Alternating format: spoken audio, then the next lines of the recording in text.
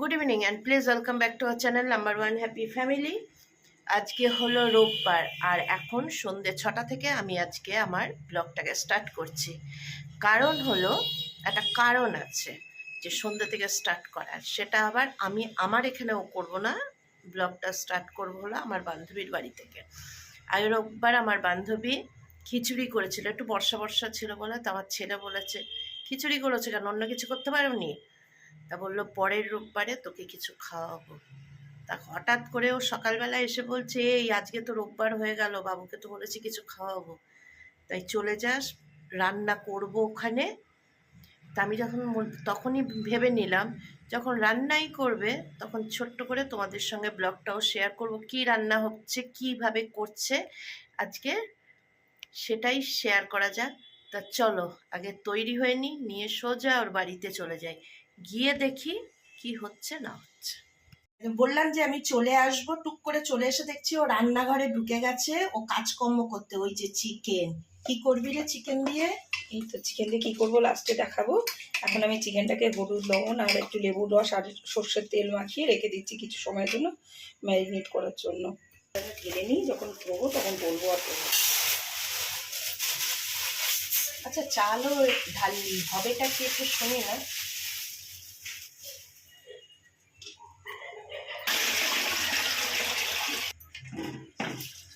তো চালটি দেখো, চালটাকে ধুয়ে রাখছি আধা ঘন্টার জন্য, চালটাকে ভিজানো থাকবে, তারপরে আবার ফিরে আসছি। কাঁচা লঙ্কা, আদা, রসুন, এখানে আছে পেঁয়াজ কুচি, পেঁয়াজ কিছুটা আমি এখানে ব্লেন্ড করব, আর এখানে আছে আলু ডুমো ডুমো করে কাটা। আবার করতে হবে না।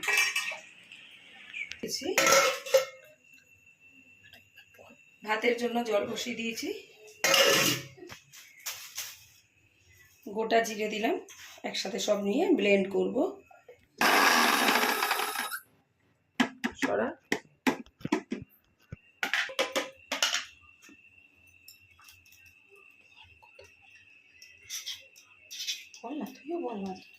আচ্ছা যেসব মশলাগুলো মিক্সড করা হয়েছে সেগুলো চিকেনের সঙ্গে কি ম্যারিনেট করবি? আবার চিকেনের সঙ্গে ম্যারিনেট কিছু কি বোঝা যাচ্ছে? এত কিছু দেখাবার পরে পরে চিকেন বিরিয়ানি হচ্ছে, আর ও হলো এটার এক্সপার্ট চিকেন বিরিয়ানির জন্য। নাও মাখামাখি করো, এর মধ্যে ভালো করে নিয়ে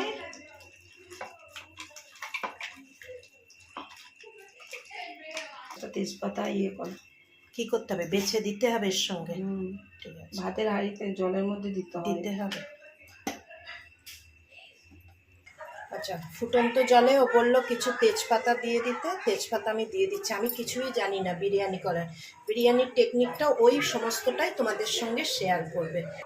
কিছুটা বেরেস্তা করার জন্য কুচো পেঁয়াজ রেখে দেওয়া হবে, আর কিছুটা ব্লেন্ড করে নেওয়া হচ্ছে। এই যে আমি বারবার বলছি আমি বিরিয়ানি জানি না, ওই জন্য বিরিয়ানিটা পুরোটাই ও যেভাবে করছে আমি সেটাই তোমাদের সঙ্গে শেয়ার করছি। চিনি, এলাচ, লবঙ্গ, এখানে হচ্ছে স্টার ফুল, আর এখানে হচ্ছে জায়ফল। জয়ত্রীটা আমাদের দেওয়া হয়ে গেছে, দেখানো হয়নি। দেখো সাজিরে দিচ্ছি, বিরিয়ানি মশলা তৈরি করি, আর এটা হচ্ছে শামরিচ। এগুলোকে সব একসঙ্গে ব্লেন্ড করে একটা মশলা, বিরিয়ানির মশলা তৈরি করে নেওয়া হচ্ছে, তাই তো? হচ্ছে গোলমরিচ। এতগুলো মশলা নিয়ে সব পেস্ট মানে শুকনো খোলায় একবার ভেজে নিতে হবে, নিয়ে গুঁড়ো করা হলেই পুরোপুরি তৈরি বিরিয়ানি মশলা। ভুল কি বলেছি? বিরিয়ানি এক্সপার্ট। এই যে ভিজিয়ে রাখা হয়েছিল চালটা, আর হাঁড়িতে এই যে জল ফুটছে। এবারে আস্তে আস্তে পুরো চালটা দিয়ে দেওয়া হবে হাঁড়িতে। এইভাবে পুরো চালটা দিয়ে এবারে ঢাকা দিয়ে দেবো ফুটতে দেওয়ার জন্য। এর মধ্যে একটু পেঁয়াজ বাটা আর যে মশলাটা আমরা বিরিয়ানির গুঁড়ো করেছি সেই মশলাটা এর সঙ্গে কিছুটা মেশানো হচ্ছে। হবে কিন্তু পুরোটাই সাদা তেল দিয়ে, সাদা তেল আর ঘি দিয়ে। এটা ফুটে এসেছে, এটা ঢাকাটা খুলে দে। হলুদ দিয়ে আলুটাকে ভেজে নেব, নুন আর হলুদ দিয়েও আলুটাকে ভেজে নিচ্ছে।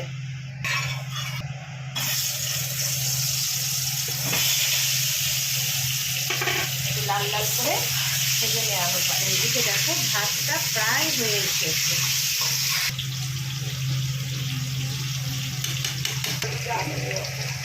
আচ্ছা, ভাতটাকে কিন্তু 3 ভাগের 2 ভাগ তৈরি করতে হবে, আর আর বাদ বাকিটা তোমার ভাপানোতে পুরোটা কমপ্লিট হবে।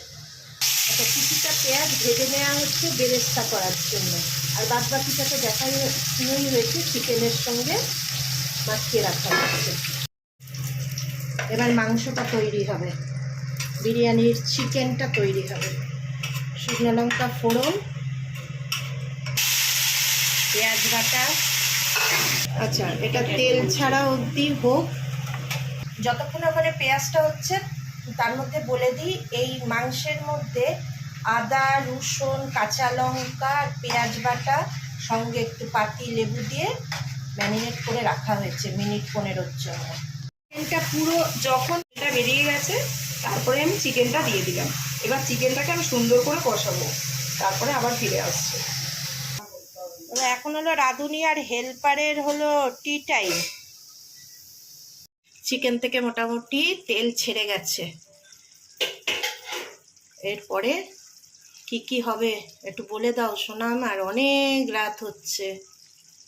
এবারে সাজগোজ করানো হবে ভাতকে ধরে নিয়ে, সুন্দর করে কাজল, লিপস্টিক, মেকআপ যেরকম দিয়ে আমরা সেজে গুজে উঠি সেরকম এবার বিরিয়ানিকে সাজানো গোছানো হবে। এটা হলো ফার্স্ট লেয়ার।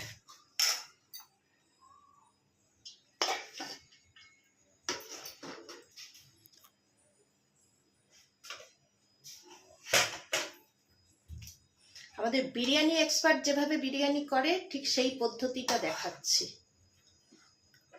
যদি অন্য কোনো পদ্ধতি জানা থাকে তাহলে কমেন্ট করে জানাবেন, দিদিভাই এটা না করে এটা করলেও আরো ভালো খেতে হবে। আর আমাদের পদ্ধতিটাও চেষ্টা করে করে দেখুন, হয়তো ভালো লাগবে কারোর কাছে। আচ্ছা, মশলা দেওয়া হলো। এবার হচ্ছে দ্বিতীয় লেয়ার।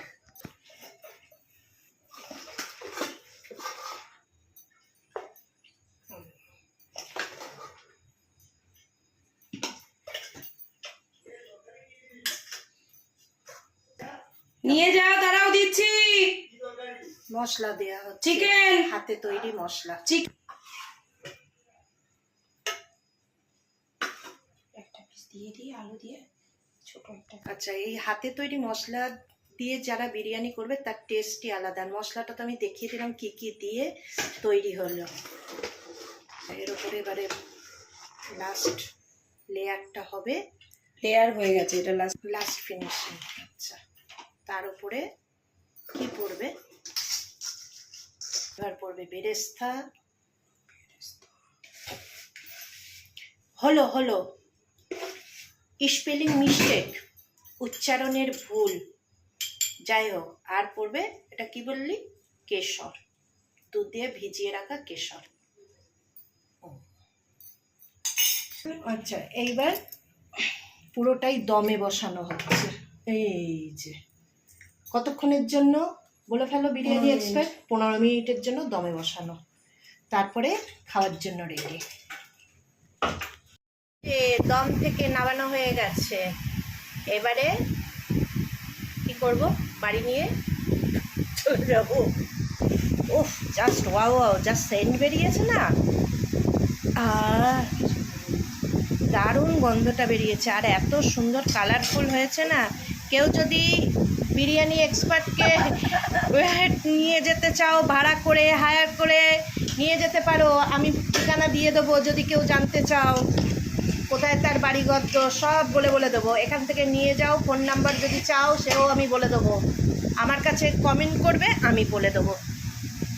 চলো আজকের জন্য টাটা, গুড নাইট। সবাই সুস্থ থাকবে, ভালো থাকবে। আবার অন্য কোনো দিন অন্য কোনো ব্লগ নিয়ে তোমাদের সঙ্গে হাজির হব। ততক্ষণের জন্য গুড নাইট।